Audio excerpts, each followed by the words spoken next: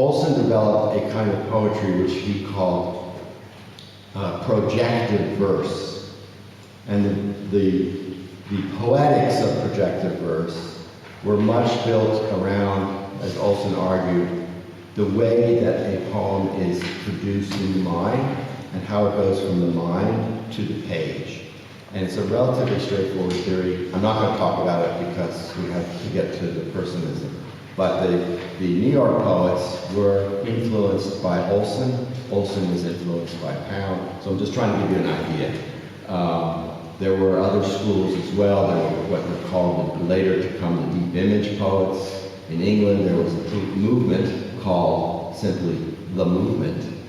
And these were made up of poets who felt they were rebelling against some of the work of Pound and Eliot, thinking that they were too effete, too obscure, and they wanted to write a poetry that was more direct and more accessible, and to go back to the tradition of Wordsworth or the earlier British poets.